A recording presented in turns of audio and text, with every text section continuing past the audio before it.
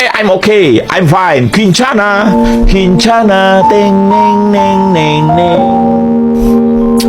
Ku menahan rasa sakit, rasa sakit. Few moments later.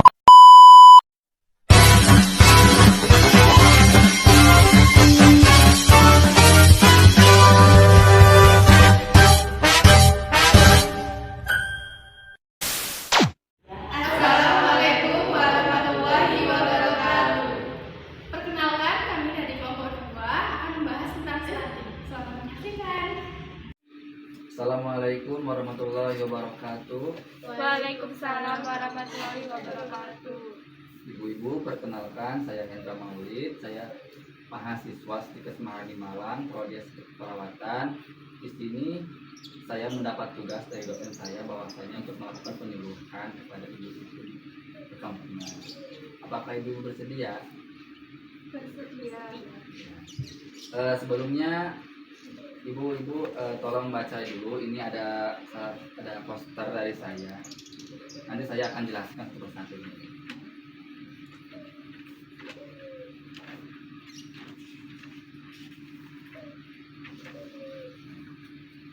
Jadi ibu-ibu, saya ingin menjelaskan tentang stunting pada anak.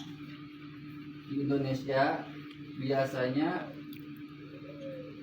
kasus stunting itu masih tinggi.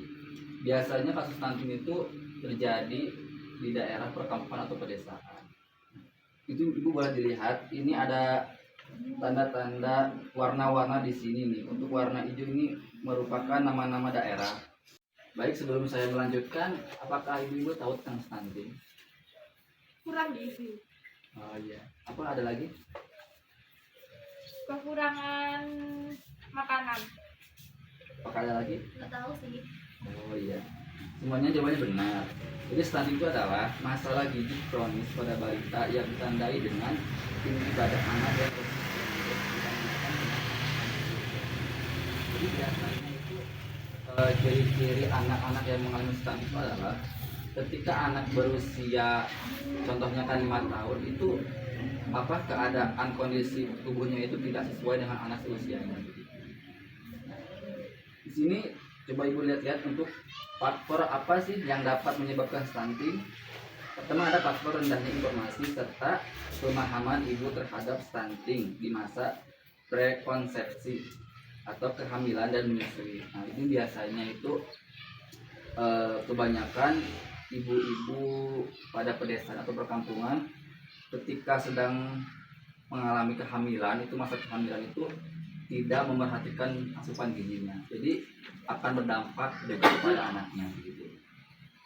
Untuk poin kedua, ada asupan gizi balita yang kurang terutama selama 1000 hari pertama kehidupan. Nah, ini biasanya ibu-ibu biasanya itu yang anak-anak yang mengalami stunting itu ketika masih bayi umur 1 bulan, 2 bulan, 3 bulan itu tidak diberikan ASI secara eksklusif. Itu biasanya langsung diberikan makanan-makanan contoh seperti pisang atau nasi yang udah dihalusin. Nah, itu sebenarnya tidak diperbolehkan. Karena apa? Karena umuran segitu itu masih membutuhkan ASI eksklusif. Yang ketiga, ada faktor genetik dari kedua orang tua. Nah, ini biasanya faktor genetik itu kan adalah faktor bawaannya ibu dari emang dari orang tuanya. Jadi itu tidak bisa dirubah. Jikalau orang tuanya pendek dua-duanya, maka anak juga kan pendek begitu. Ataupun salah satunya ada orang tuanya pendek dan contoh bapaknya pendek, ibunya tinggi, maka salah satu anak pun akan mengikuti salah satu dari orang tua. Baik bisa pendek atau tinggi. Terus ibu, untuk selanjutnya ada faktor pemberian ASI eksklusif yang tidak optimal. Nah, ini biasanya ibu-ibu yang mengalami biasanya yang sedang sakit. Itu kan biasanya ibu-ibu yang sedang sakit itu kan pemberian ASI kepada anak itu tidak eksklusif gitu. Ini bisa menyebabkan stunting pada anaknya. Terus untuk poin kelima, ada permasalahan sanitasi. Nah, ini sanitasi ini sangat harus diperhatikan begitu, karena air itu kan sumber kehidupan, jadi harus diperhatikan pemberian air kepada anak.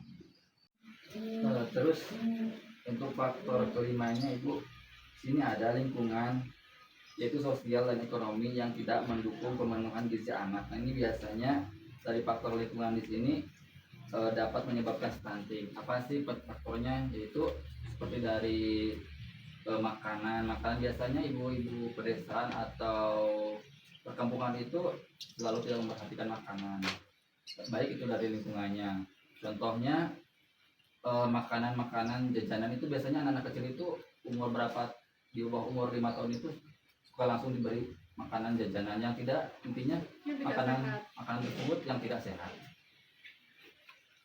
Terus di sini ada apa saja sih dampak dari stunting? Pertama ada rentan terkena penyakit terutama yang bersifat degeneratif. Terus yang kedua, perkembangan dan pertumbuhan anak tidak optimal. Nah, ini biasanya anak-anak yang tadi seperti pertama yang saya sampaikan, bahwasanya anak yang mengalami stunting itu tidak mempunyai badan atau bentuk badan yang sama seperti anak umurannya. Terus untuk ketiga ada kapasitas dan performa belajar serta kerja kurang optimal. Nah, ini mungkin ada kekurangan dari anak.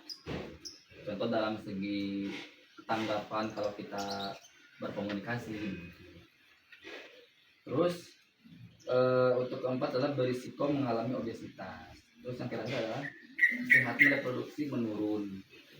Jadi untuk reproduksinya biasanya kalau anak mengalami stunting itu menurun, jadi tidak seperti anak biasanya. Baik, begitu saja penyuluhan dari saya. Apakah dari ibu ada yang ditanyakan? Kalau stunting pada anak itu terjadi usia berapa? Biasanya stunting pada ini terjadi pada anak usia di bawah 5 tahun. 5 tahun. Ya, apalagi yang lebih rentan itu pada masa usia bayi. Jadi makanya kita ibu, maksudnya kan ibu sebagai calon para ibu kan, itu harus memperhatikan pemenuhan gizi pada anak. Apakah stunting bisa disembuhkan?